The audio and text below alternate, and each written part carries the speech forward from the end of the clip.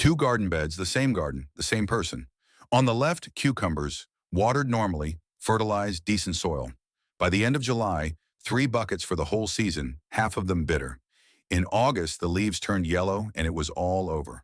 On the right, the same seeds, the same amount of water. But before planting, grass went into every hole. Ordinary mowed grass, worth nothing.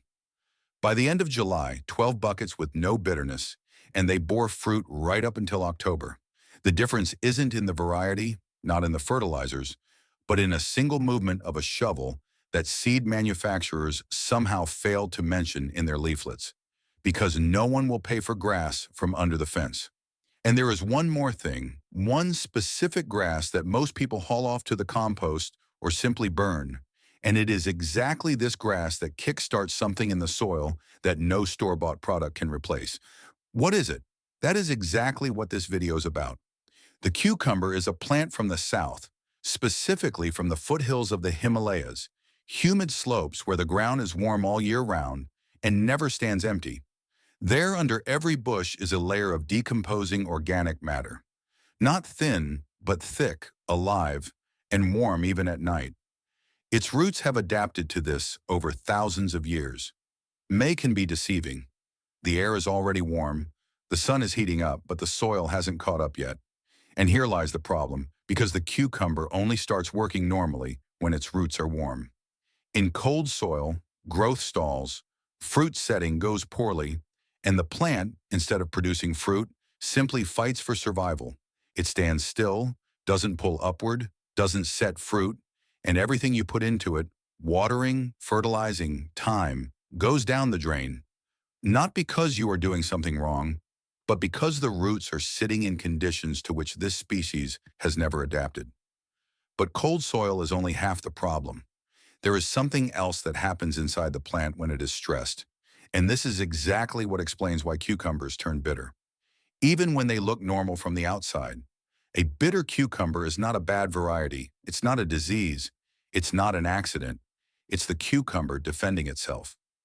There is a group of compounds in the plant called cucurbitacins. The plant produces them itself when it feels stress, and this stress can vary. Cold soil in May, heat in July without proper watering. Soil that dries out one moment and gets flooded the next. Large temperature swings between day and night, a lack of nutrients, especially nitrogen at the beginning of growth. Each of these factors triggers the same mechanism. The plant starts accumulating bitter substances in the fruit. The evolutionary logic is simple. No one will eat a bitter fruit early on. The seeds will survive. The species will endure. The cucumber doesn't care that you are waiting for a harvest. It is simply doing what has been built into it for millions of years. American Agricultural Extension Services, including universities in Alabama and Oregon, have been studying this for years. The conclusion is singular. Bitterness cannot be cured. It can be prevented. And the only way to do that is to remove the stress before it even begins.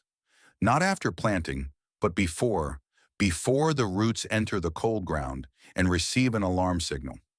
That is why everything plays out in one specific moment, when you are preparing the hole. Not when you water, not when you fertilize, but exactly when you pick up the shovel. And this is where grass comes into play. The idea is simple. So simple that at first it's hard to believe. Before planting, you put a layer of freshly chopped grass into the trench or hole, packed down tightly. You cover it with soil. You plant the seedlings in this soil. That's it. But then something begins that cannot be seen with the naked eye. Soil bacteria find the organic matter and start breaking it down. This is not a metaphor, it's basic biochemistry. Cornell University documented this decades ago. Bacteria are responsible for 80 to 90% of all the heat generated during the decomposition of plant matter. It's not the sun heating the ground from below. It's live microorganisms eating the grass and releasing heat in the process. You can check this with your hand. 2 or 3 days after setting up the organic cushion, press your hand firmly against the surface of the bed. You will feel heat, soft even, not hot like a heating pad, but warm like a living human hand. This is exactly what cucumber roots are looking for. But heat is only the first effect. At the same time, 2 more processes kick off. Second, nutrition. The grass decomposes and releases nitrogen, phosphorus, and potassium into the soil. Not all at once, not in a single shot, but gradually as the bacteria continue to work. This is completely different from mineral fertilizers, which give the plant everything at once. A sudden concentration of nutrients is stressful for the roots. Organic matter works differently, slowly, evenly, without spikes. The roots take as much as they need at any given moment. Third, moisture. The organic mass underground acts like a sponge.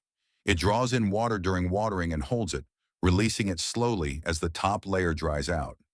The soil doesn't dry out between waterings, doesn't form a crust, doesn't crack. Air reaches the roots freely, and you need to water noticeably less often. Three processes start simultaneously from a single action. From a layer of grass at the bottom of the hole, heat, nutrition, moisture, everything works without your involvement, all by itself underground. That is why this method works even for those who have never had much success with cucumbers. However, there is one thing here that most people overlook. Not all grass works the same way. If you put the wrong thing in the hole, the effect will be many times weaker, or there won't be one at all. Most people, upon hearing about grass in the hole, go and mow whatever they can find.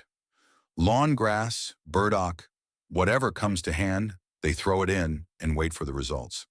There is an effect, but it could be 2 or 3 times better, because different plants give the soil different things. If you know what you are putting in, you can assemble a mix underground that will cover all the cucumber's needs at once. Let's start with the most valuable one, nettle. Most people treat it like a weed. They pull it out, burn it, curse it. But nettle is one of the most nitrogen-rich plants in our climate, and it's nitrogen in an easily accessible form, one that the roots can take up immediately without a long wait. Nitrogen at the start of growth isn't just nutrition, it's pace. A cucumber that gets enough nitrogen in the first few weeks pulls upward noticeably faster. The leaves are larger, the root system branches out, and the plant gathers strength exactly when it needs to. But there is one strict condition: only young nettle, only before flowering, without a single mature seed. Nettle with seeds in the hole is not fertilizer. It's a weed nursery that you won't be able to eradicate all season. Green, soft, young. Take it boldly, just put on gloves. Dandelion. Its root goes down into the ground for 1.5 meters. Throughout the season, it pulls potassium and phosphorus from the lower layers of the soil. These are elements that the shallow roots of the cucumber will never reach on their own. When the dandelion goes into the hole and starts to decompose, all this wealth transitions into an accessible form, exactly where it's needed. Potassium and phosphorus aren't just for leaves. They are for flowering, fruit setting, and whether the fruits will be firm, even and sweet, or small and crooked. Don't skimp on the dandelion. The more the better. Clover and vetch. Legumes are a separate story. Bacteria live on their roots that can do something no one else can.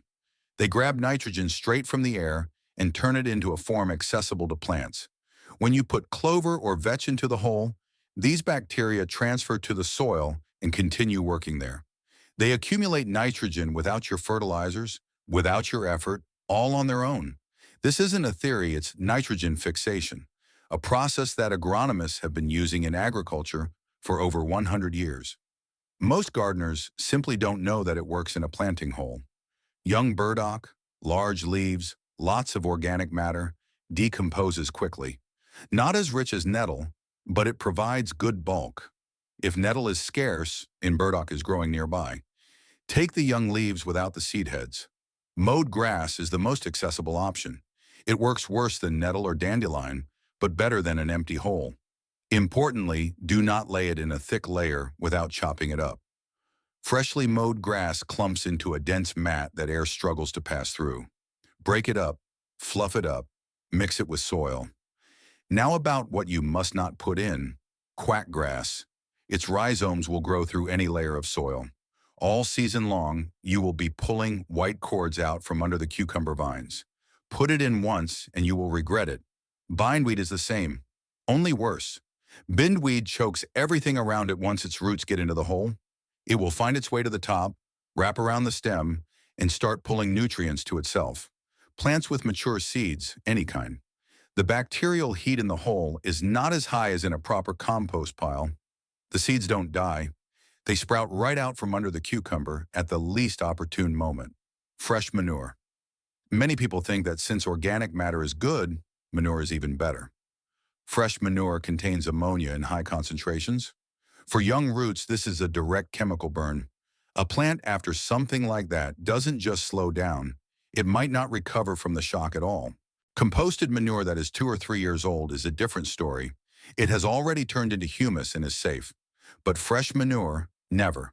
The best mix for the cushion: nettle without seeds, dandelion with roots, clover or vetch, and if you don't have those, young green grass without seeds. That is enough to trigger all three processes: heat, nutrition, and moisture. But before you even put the grass in, you need to choose the location well. And here are a few things that most people ignore, and then wonder why the yield still isn't right. Before you pick up the shovel, stop for a moment. Location matters more than most people think. The cucumber is not a plant you can just squeeze into a spare corner of the garden just because there happens to be space there. A poorly chosen plot can destroy the entire effect of the cushion, even if you do everything perfectly. Sun for a minimum of 6 hours a day. The cucumber is a sun-loving plant. It cannot stand shade. It will grow in the shade, sure, but slowly, weakly, with a small number of fruits. 6 hours of direct sun is the minimum. More is better. Observe your garden for one day before planting. Wherever shade falls from trees, from a fence, from the house, do not plant cucumbers there. Wind protection. The cucumber is afraid of drafts almost as much as it is of cold soil. A cold wind from the north or west chills the plants, dries out the leaves, and destroys the flowers before they can be pollinated.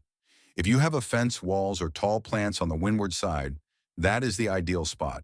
Such a natural buffer creates its own microclimate. A few degrees warmer, calmer, without sudden gusts. If there is no such protection, plant the cucumbers on the south or east side of the house. The wind is milder there. Previous crops are more important than you think. Do not plant cucumbers where zucchini, pumpkins, or patty pan squash were last year. Why? Because it's the same family, the same diseases, the same fungi and bacteria that overwinter in the soil and wait for the next season.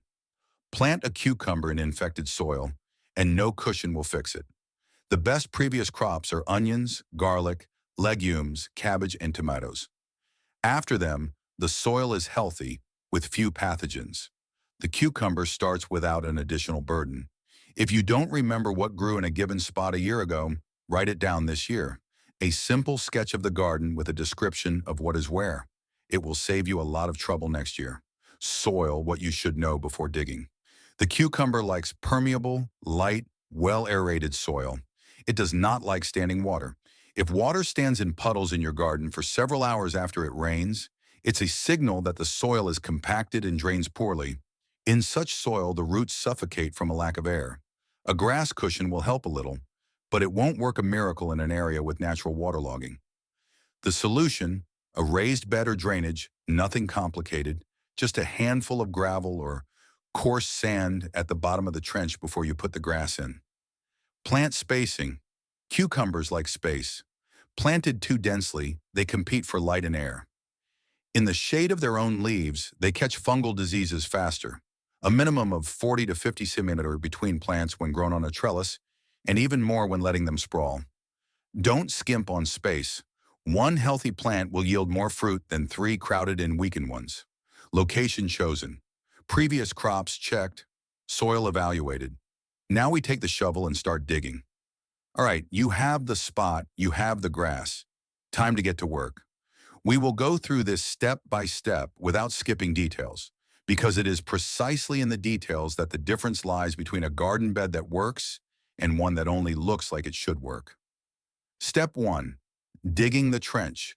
1 shovel deep, about 25-30 centimeters, no shallower, because the layer of grass must fit at the bottom and be covered by a solid layer of soil on top. Set the soil aside, you will need it in a moment.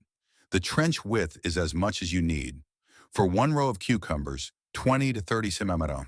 For 2 rows on one bed, wider. Don't rush the digging. The soil should be dug out evenly, without huge clods. The more broken up it is, the better it will mix with the grass later. Step 2. Chopping the grass. This is the moment that most people treat as an afterthought. They throw in whole stems, whole twigs, intact bunches, and say they've made a cushion. They haven't. Bacteria break down organic matter starting from the surface. The smaller the pieces, the larger the contact surface, the faster the decomposition, and the sooner the heat and nutrition start. Chop the grass with a shovel and a bucket, with scissors, whatever you have. Pieces of 5 to 7 centimeters are optimal. You don't have to be accurate to the millimeter, but the difference between a whole stem and chopped grass is truly significant. Nettle, dandelion, clover, chop it all together. A mix works better than a single ingredient. Step 3. Laying the layer. You lay the chopped grass at the bottom of the trench. Tamp it down hard with your foot. The layer after tamping should be 15 to 20 cm. Don't skimp on the grass. By midsummer, little will be left of this layer. Everything will turn into humus. The more you put in now, the longer the cushion will work. If you have less grass than you'd like, add some dry leaves from last year or straw. They decompose more slowly, but they add volume and improve the structure. Step 4. Watering with warm water. This is the step where most people lose half the effect. Before covering the grass with soil, drench it with warm water. Thoroughly to the point of saturation. The water must soak into the entire layer of grass, not just moisten the surface. And here is the important thing. The water must be warm. Cold water from the tap or well halts bacterial activity. Microorganisms slow down. The decomposition process starts with a delay. The heat appears later or never reaches the required level. Warm water from a barrel heated in the sun immediately activates the bacteria. Decomposition starts within a few hours. After 2 or 3 days, the bed is already warm. Fill the barrel the day before. Leave it in the sun. That's it. Step 5. Covering with soil. You cover the grass with the same soil you dug out. You level the surface. If you have ready compost or composted manure that is 2 or 3 years old, mix it with the top layer of soil. It's a plus, not a necessity. Fresh manure once again. No, never in the hole. Ammonia burns the roots. End of topic. After covering, the bed looks normal. Nothing indicates what is inside, but inside it is already working. Step 6. Waiting 2 or 3 days. That's how much time the bacteria need to really get going and for the bed to reach a temperature at which the cucumber will feel good. How to check if the cushion is working. Press your hand firmly against the surface of the bed. If you feel distinct heat, it's ready. You can plant. If you feel nothing, check the moisture. Dry grass does not decompose. Drench the bed once more with warm water and wait another 24 hours. The bed is ready, warm, alive. Now planting. And here are a few things that can ruin all the work in 5 minutes. The bed is ready. Time to plant. And this is exactly where most people lose what they have built with such difficulty. The root ball method. The cucumber is critically sensitive to root damage. Tearing roots during transplanting means immediate stress, and stress means cucurbitacins in stunted growth for a week, sometimes longer. You take the seedling out of the cup together with the entire root ball of soil. Without breaking it apart, without untangling the roots. You took it out, placed it, covered it. That's it. Never pull by the stem. Squeeze the cup from the sides, turn it upside down, support the root ball from the bottom, depth and spacing. You plant at the same depth as in the cup, no deeper. The cucumber does not form roots on the stem underground. Instead, it rots from moisture. A minimum of 40-50 centimeters between plants. One healthy plant will yield more than 2 crowded ones. After planting, immediately apply warm water to the root, slowly so that it soaks in and presses the soil against the roots. For the first 3 to 5 days, do not touch them. Let the leaves droop. Let it look as if it doesn't want to grow. This is adaptation, not a disease. No additional fertilizing, no loosening the soil near the roots. In hot weather, shade them with a row cover for 2 days. Direct sowing into the ground works just as well. Seeds into warm soil, 2 or 3 centimeters deep, cover with a row cover. On an organic cushion, seedlings emerge 3 to 5 days earlier than on a regular bed. The plant sits in warmth. Now there are two things left, without which even a perfect cushion will not show its full potential. The seedling is in the ground. The cushion is working. Now you just need to not get in its way and do two things that will double the yield. A trellis. As soon as the vines are 20-30 centimeters long, set up a trellis. Don't wait until the plant starts creeping along the ground.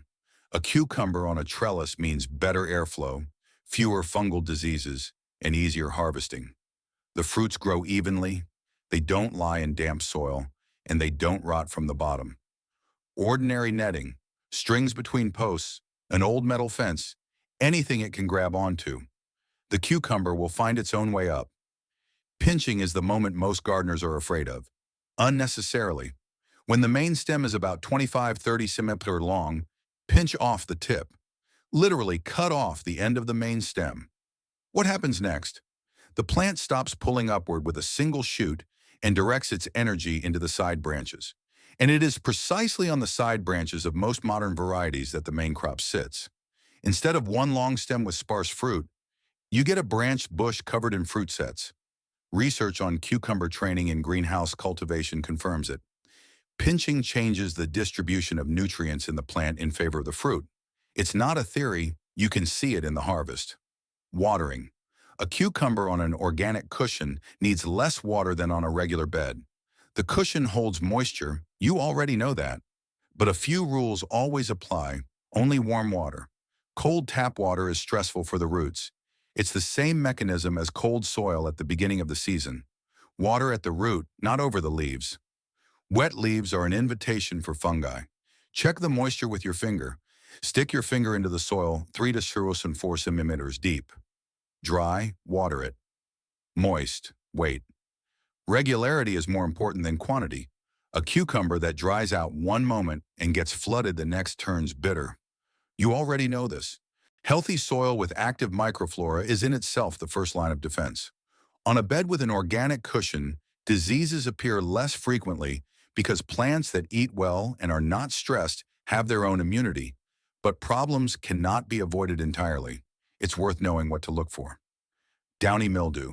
Yellow spots on the top of the leaves, a gray coating underneath. It appears in high humidity and poor airflow.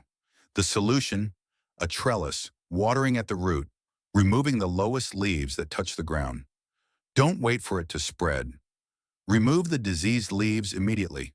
Spider mites, tiny webs on the underside of the leaves. The leaves turn yellow and dry up. They like heat and dryness. The solution, regular watering, spraying water on the underside of the leaves. Spider mites don't like moisture. Aphids, clusters of small insects on young shoots and the underside of leaves weaken the plant and transmit viruses. The solution, spraying with Castile soap water or nettle tea. The same weed you put in the hole is now helping from above. When to harvest? Don't wait for the cucumber to grow to its maximum size. This is a mistake most people make. Cucumbers taste best when they are young, firm, and dark green. An overgrown cucumber turns yellow, hardens, becomes bitter, and worse, stops the setting of new fruit. The plant thinks it has finished its job. Harvest regularly every 2 or 3 days. The more often you harvest, the more fruit the plant sets. Morning is the best time to harvest. Cucumbers are the most firm and crunchy then. And one more thing, if you see the plant starting to slow down in the middle of the season, water it with nettle tea, a handful of fresh nettle, a bucket of water, 3 days of fermentation. Dilute 1 to 10 and water at the root. A second wind is guaranteed. For years, I thought gardening was a matter of knowledge, that it was enough to know what and when to plant, what to water with, what to fertilize with. Then I realized that ignorance isn't the problem. There is too much knowledge. Every garden store has shelves full of products that promise miracles. Every seed manufacturer has instructions on the back of the packet. And cucumbers still turn bitter, still turn yellow in August, and still yield 3 buckets instead of 12, because no product can replace what the plant truly needs. Warm roots, even moisture, calm and steady nutrition. The grass under your feet provides this for free, and always has. Mineral fertilizer manufacturers have no interest in you knowing this. There is no conspiracy here. It's economics. No one will pay for grass from under the fence, but they will pay for a product in a bottle. That is why this knowledge doesn't disappear due to a ban. It disappears due to a lack of interest from those who make money on something else. One layer of grass at the bottom of the trench. Warm water, 2 days of waiting. That is enough for the cucumber to get what it has been looking for from the start. The rest happens on its own. If this story has changed the way you look at ordinary grass in your garden, subscribe to our channel and leave a thumbs up. We uncover the secrets of nature that others try to overlook. Let's build a better future for our crops together. More treasures of gardening knowledge will be revealed soon.